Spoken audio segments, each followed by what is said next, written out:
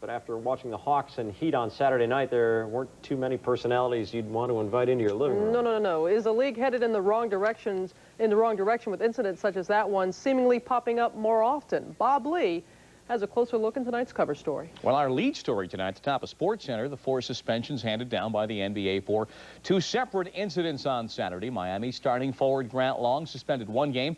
Teammate Keith Askins 3 games. Atlanta's Douglas Edwards suspended a couple of games. And Dennis Rodman of the Spurs hit with a 1-game ban. Now, life changes in the playoffs. More pressure, more physical play. But does the NBA have a problem that the NHL seems to have mastered? Tonight's cover story.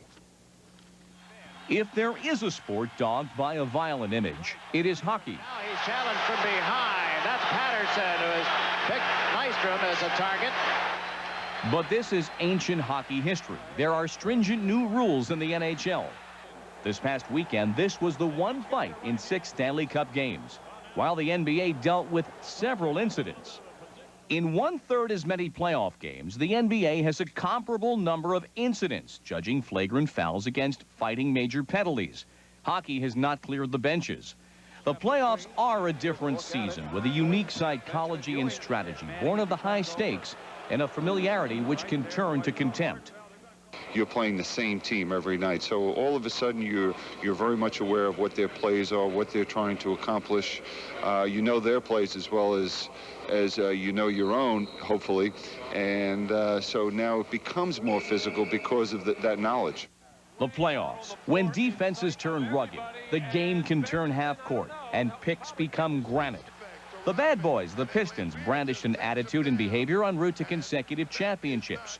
The history of the postseason is replete with moments of violence, but few to rival the brawl between Atlanta and Miami Saturday night. Basketball, this is not something to get excited about. The league's got to take a long look at this because the game is getting too rough. I'm telling you, Bob, too rough.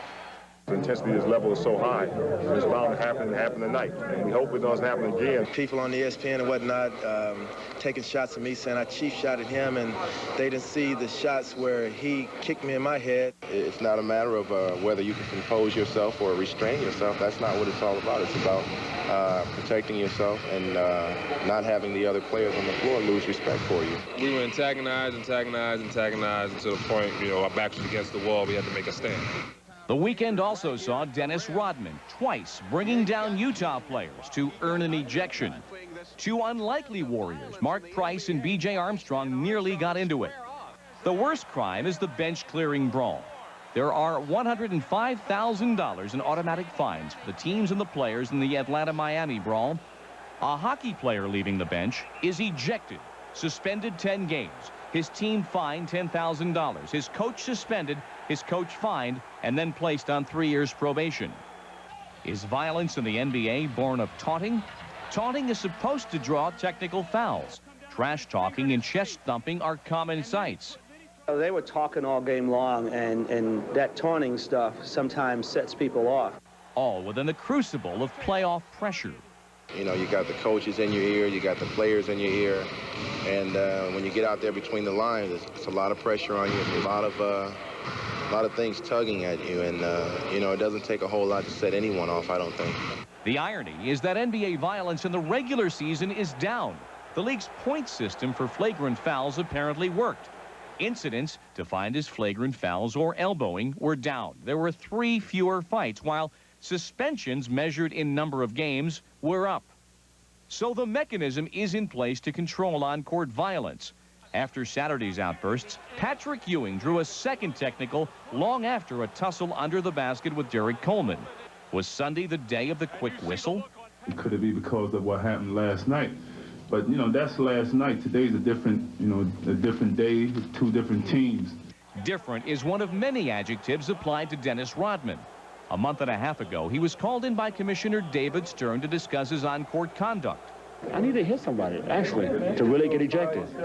Then we'll see how David Stern was like that. Then he had to suspend me for the whole year then. Monday, that became a reality as the league dealt with physical playoffs that can turn violent.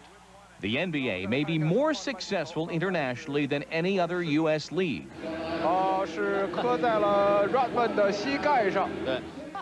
The playoff image it projects is global, beyond the backyard battles in the heat of May.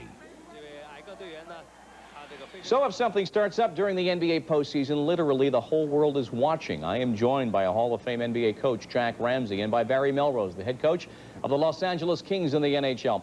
Jack, can officiating... Late anyway. Looked fine, though, lunging after Tony Gwynn's shot. Makes the grab, the ball squirted loose.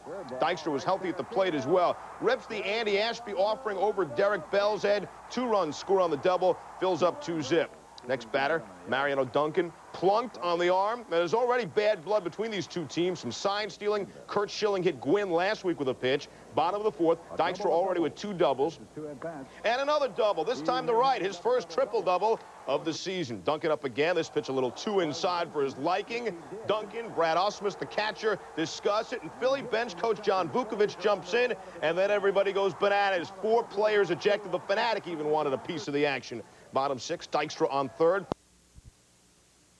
Boston returning home with a 5-game winning streak. Not a full house at Fenway. Much of Boston at home watching their Bruins.